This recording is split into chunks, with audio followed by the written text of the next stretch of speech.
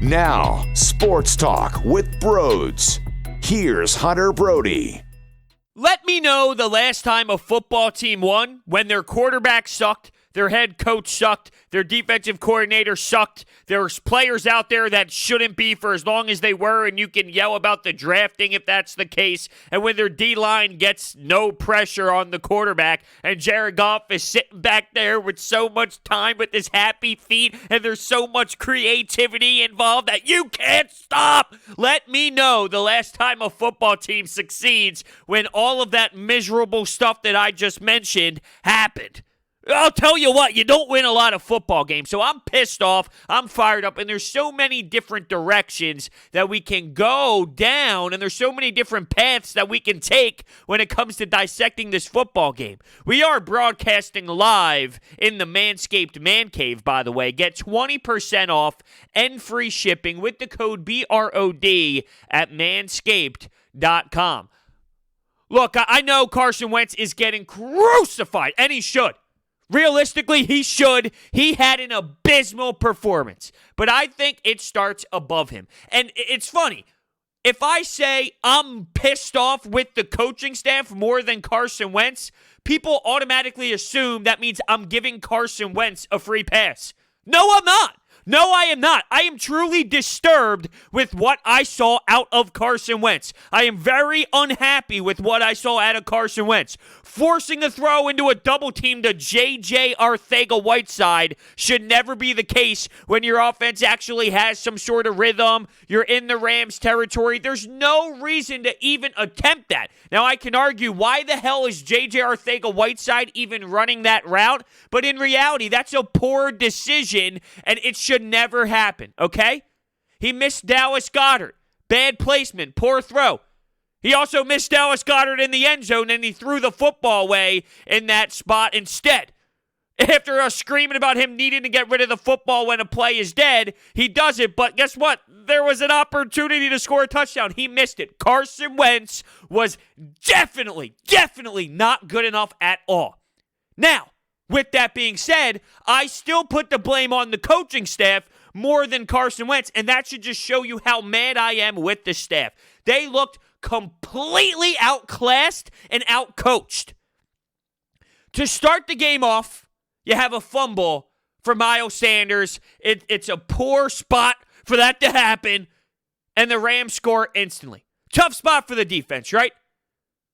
Here's another situation, coming off of the Washington football team game, here's another situation where you're putting the opponent in great field position. Not a great start, but the defense just looked all over the place, and they had no clue what they were doing. The assignments were being lost, and there was just so much creativity by Sean McVay. Jim Schwartz looked lost. The preparation heading into the game looked so out of whack, and that's what bothers me.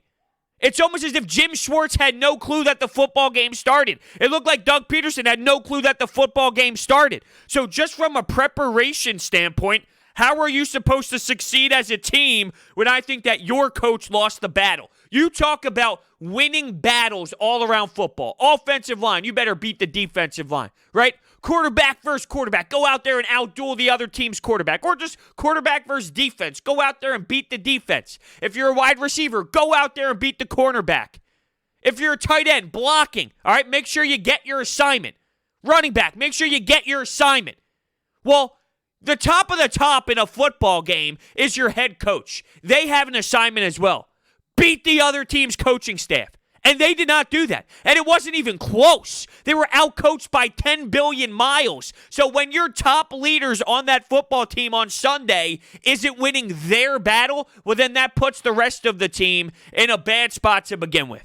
Now, that doesn't give Carson Wentz a free pass, but I'm just saying I am very underwhelmed with the coaching staff. I'm not one of those people that despise Jim Schwartz. There's so many people in Philadelphia that overreact to Jim Schwartz. He stinks. He's awful. No. He's a good defensive coordinator in this league. He had a really bad day, though. And on top of that, you look at the talent out there, and this is when we go even above the coaching staff and look at Howie Roseman and look at the front office members who make certain decisions on draft day and pick certain guys. Marcus Epps should not be playing football. Okay? He shouldn't be playing football. And you could say, oh, but did you see the play he made, the tackle here? Shut up. Marcus Epps. If Marcus Epps is out there playing, then shame on you. You don't have a very good team. Okay? You just don't have a good team.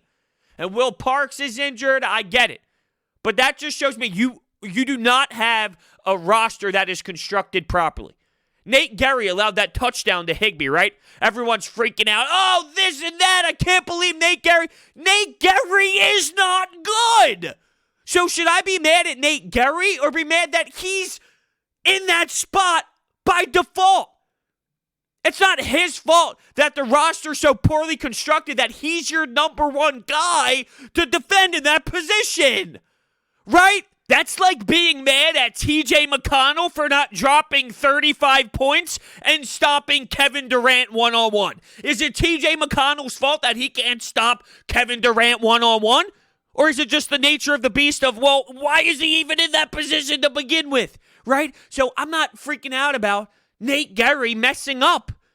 He should lose that battle. Higbee should win that battle. Why is he there? And then this could snowball into Derek Barnett. Guess what? The dude is just not good enough. And the Eagles went up to go get him, right? So you want to talk about losing that battle from the front office standpoint, and then the head coach losing his battle with Sean McVay and Jim Schwartz getting torched by Sean McVay? See, here's where I have a little problem with Doug Pederson, and I'm torn on the direction to go by. Because Aaron Donald did not succeed. That offensive line did a decent job, even though Sayamalu had to leave. That was bad, right? I mean, that was very unfortunate. Your left guard leaves, and then you throw Matt Pryor in the mix. Don't even get me started with this whole Matt Pryor debacle. But when that happened, you had Herbig, you had Pryor, JP, Kelsey, Lane Johnson. That line did a good job against Aaron Donald. And one of the reasons why that is, well, the game plan was, let's get the ball out quick, 3-step drops, let's throw underneath. So there's not a lot of time for Aaron Donald to get to the quarterback and to blow up a ton of plays, right? So, yeah, that worked because that did not affect the game. Aaron Donald did not affect the game. But those play calls did affect the game because they weren't really doing much. There was a couple minutes of momentum there where the defense forced a 3-and-out. They got lucky that there was momentum that started because of a great punt by Cameron Johnston, may I add. Cooper Kupp ends up fumbling. Good play by TJ Edwards. A special team gets in on there, and that allowed some spark to happen, some noise to happen, some flow, some momentum to be taken by the Eagles. There was a little bit involved in the game. They realistically shouldn't be involved, to be honest with you, but somehow, some way, they were. But offensively, the dink and dive and underneath, and then you run with Sanders, underneath, run with Sanders, underneath. It's not good enough. You need to find ways to get your guys open. You got to find ways to create better offense. Deshaun Jackson getting his first catch in the third quarter, you need to be able to get him. You need to be able to get him the ball and get explosive plays. You can't allow that defense to just win.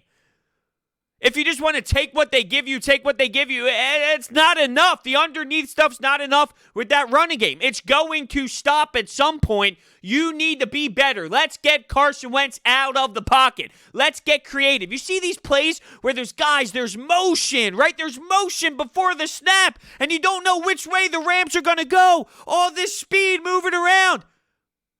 Why can't we do anything like that? Here's Carson Wentz in the pocket, and then he screws up and misses his throw as well. But where is this offensive creativity from Doug Pederson? There's no offensive coordinator. There's all these guys being hired, a lot of noise, a lot of names being thrown in the mix. A lot of messages and Doug Pederson coming up with this offense. This offense is not good enough. You have Jalen Reagor, someone who I'm very intrigued by. I want him to be moved all over the place. I thought early in the game there was one really nice play that he got the football and he was able to create some space with his speed. I want him lined up in certain spots. I want him to be moving in motion before the snap at the line of scrimmage. I want Jalen Reagor to be moving around more. It's stale. It's so dull. Where is this offense going. You're not going to win football games dinking and diving and running with Sanders, running and Sanders dinking and diving. You need to make sure that you have a counterattack when they take away what they want to take away. Have a better counterattattack, and that's when I get on Doug Pederson. So it did work because Aaron Donald didn't get what he wanted to get, which is a bunch of sacks and disrupting the plays to an obnoxious degree. But the alternative was, hey, Carson Wentz is doing three-step drops and trying to find guys. And it wasn't really there. There weren't like that many things going on offensively. So I didn't think it was good enough. I did not think it was good enough at all. And it starts with Doug Pederson, who outsmarts himself once again, going for two. Going for two early in the game when they actually score a touchdown. Like, what is this guy doing? It's a joke. Because later in the game, it was what, an 8-point game? Would have been 7. Would have been 7. This team stinks. They stink right now. No identity. No leadership right now. Malcolm Jenkins would have been a nice leader to have at the moment. You lost him. I don't think you realized what that meant to this team at the time, I guess, apparently. Not that Malcolm Jenkins would have been the difference in winning this football game or not. I don't know. I don't have that information. But I do know when things get tough, when things get ugly, that was a guy who stepped up big time. That was a man in that locker room that had a lot to say. And now he's going to step up. Because Carson's down in the dumps. He needs to find a way to snap the hell out of it. But he's not going to be that guy right now, I'm sure. He's Mr. Positivity. We'll find it out. We have an elite offense, he says after the game. Okay. We have the pieces to have an elite offense. Okay. Why are we focused on the elite offense? How about just a good offense? Can we get good offense? We're focused on being elite offense. How about an offense that can go win a damn football game against the Cincinnati Bengals? Can we get that offense? Am I asking for too much? Ridiculous. By the way, going back to Manscaped, you need to go get yourself a lawnmower 3.0. It is the greatest thing ever. It really is. It's the greatest razor ever. You know when you're shaving and you get cut yourself a little bit? Well, you don't need to worry about that with the lawnmower 3.0. Because of Manscaped's advanced skin-safe technology, you will not cut yourself. There's also LED lights, and you can utilize it in the shower. A 7,000 RPM motor with skin-safe technology. Skin-safe technology! Let me stress it one more time. The skin-safe technology. This is remarkable, and it's must needed. You must purchase it. Your balls will thank you. Trim that junk of yours. 20% off and free shipping with the code BROD at manscaped.com. Here's Jared Goff just making things happen. He missed a throw, though. He did miss a throw that would have been a touchdown. That's the thing. Quarterbacks will miss throws. It's not about just missing a throw here and there. You're going to. All these quarterbacks miss throws. Tom Brady misses throws. Drew Brees misses throws. You miss throws. That's fine. But it's in certain moments that you can't miss them. And it's when you're pushing with momentum, you can't miss them. And there's certain times in the game where the time matters. It's a different moment, and that matters. And Carson Wentz right now is completely lost. And that's when I look at Doug Pederson, I go, you need to make sure that he is getting back on track. That's your job as the head coach to make sure that that doesn't happen, and you put him in good positions to succeed. Like there was that 4th and 2 play to Dallas Goedert where he tried to float it in there over the middle and people were all pissed off with Carson Wentz. There was no one open. There was literally no one open. Now, that doesn't make it great that he tried to force it in there, but no one was open at all. That play call wasn't very effective. There wasn't much that you could possibly do on that play call. So he lost that battle. Doug Pederson lost that battle. And the fact that you're resulting in guys like Casey Toohill is a problem. Javon Hargrave. I was surprised as hell that he was even in the lineup. Coming off of the pec injury and all that.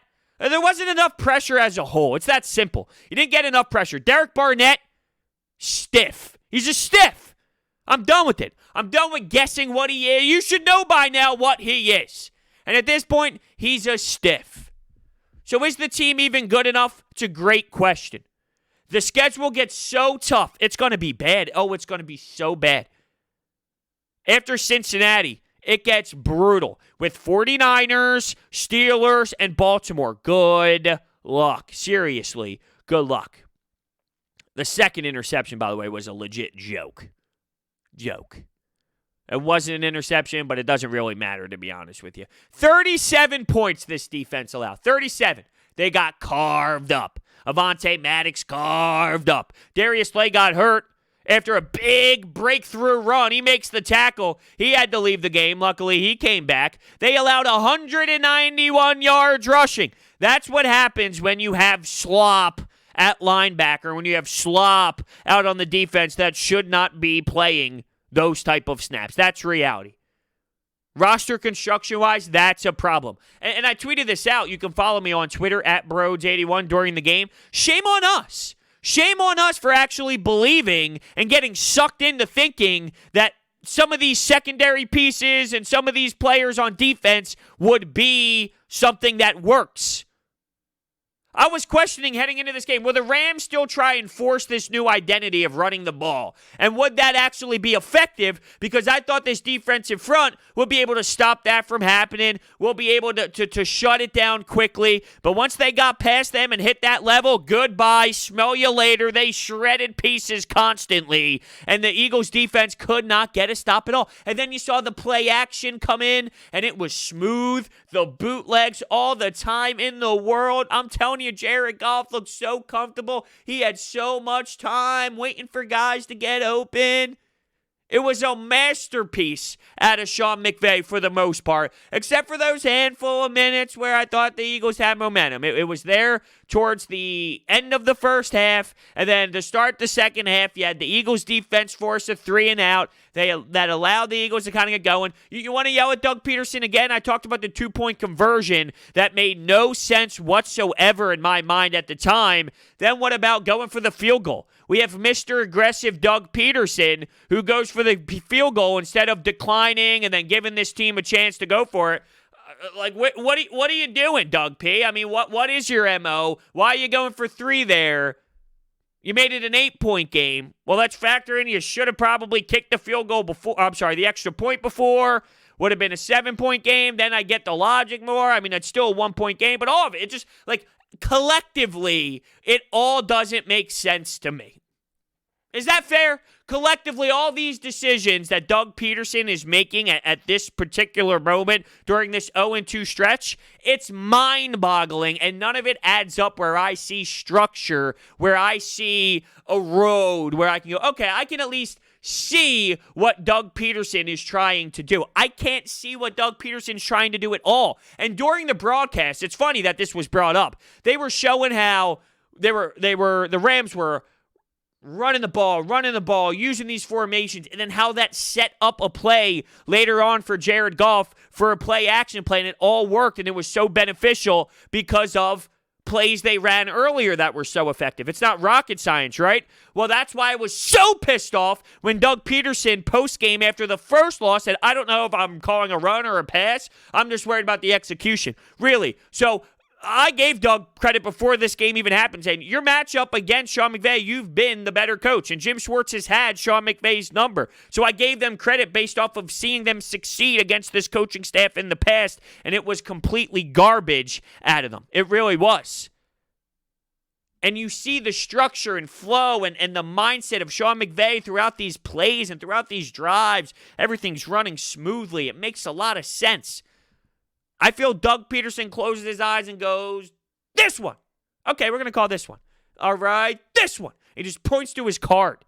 And there's just no flow in the style of plays that he's calling. I'm glad that Miles Sanders got a lot of carries. I'm happy that he did run the ball more. I thought he had a good day other than the fumble. I'm happy to see Miles Sanders in this offense more. But if you're going to, when you're not running with Sanders, if the other plays you're calling are all these underneath, As a coach, you got to scheme open your guys. You got to scheme open a big play. You got to have that game-changing play. You went from last week where you were taking way too many, and I mean way too many bombs downfield and trying to attack the long ball to not even giving it a time of day, not even allowing it to be part of the game plan. Like, what the hell happened? You need to have a better game plan. You got to make it possible for your players to be in a better position other than the dink and dive. I cannot support that logic in this game. Your job is to make an adjustment to make sure that you can beat what the Rams are doing. And yes, Carson Wentz made mistakes. And yes, Carson Wentz forced one to J.J. Arcega-Whiteside, who stinks, by the way. This kid absolutely stinks. He's awful. He's pathetic. He should never put on an NFL uniform again in J.J. Arcega-Whiteside. He's abysmal. So, yes, Carson Wentz missed Dallas Goedert, and he forced it, and I get all that. I still don't think it was the best possible plan for Doug Pederson. And Jim Schwartz allowing 37 points. My Lord, you have to be better. Two players I mentioned to look for the Rams on my pregame pod. Higbee, Kupp. Interesting. They made plays. They definitely made plays. Jalen Hurts, by the way. Yeah, the gadget player. Cool. Cool.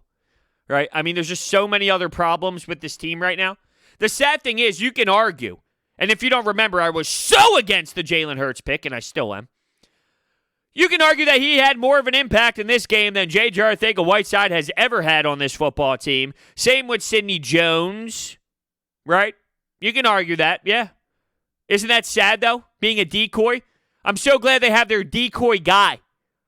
How about fixing all the other issues before getting the decoy? I'm cool with the decoy player. I'm cool with the gadget guy. You need a real team first, and then the gadget guy is the added piece. You don't get that gadget guy before your roster is completed. Oh, but bros, look how much money he's saving as a backup quarterback. You can go out elsewhere and spend money. Okay, or, this is just an or you use that on another player, he's not getting paid a lot of money, and then you pay a backup quarterback. Spending the same amount of money, you know? And it wasn't like the backup quarterback market was insanely high, like they anticipated it to be. Look, the whole gadget thing, it's a joke when your team's like this. It doesn't matter. The gadget thing, there's no justifying it. It was stupid. Oh, yeah, but look what happened in the red zone. Oh, people were so confused. Yeah, they were so confused that when Carson Wentz and Miles Sanders ran the ball in for the touchdown, they didn't know how to handle themselves. Stop it. They can score in the red zone. I'd rather have help other places. Because if you couldn't tell, they need help in other places. Okay? Big time. Big time. Now, this episode is also sponsored by Orbit Energy and Power. And with over 20 years of experience in the industry, they are home to your solar experts in both residential and commercial projects. They are dedicated to making sure that your project is completed easily and properly by using high-quality materials and trained professionals to get the job done right. Make sure you check out their information. It's in the description. It doesn't help that the Cowboys had this epic, outstanding comeback against the Atlanta Falcons. The Falcons are a terrible football team. They are the biggest chokers in sports, and it's an embarrassment what they do when they consistently do this. I mean, it is a common theme for this team to just give up big leads and blow big situations. It's actually kind of comical. So, by the way, my anytime hotline, the phone number is 856-442-9805.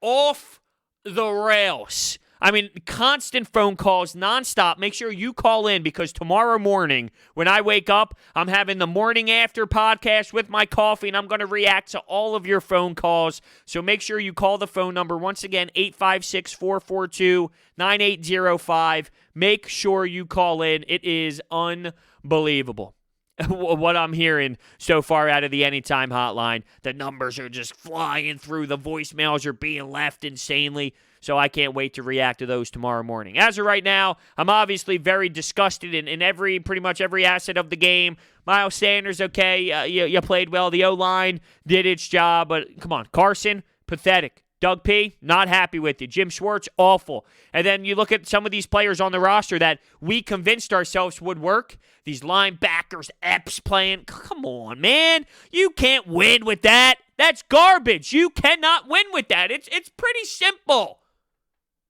Pretty simple. Let me know your thoughts down below. Thank you so much for watching, and I will see you next time.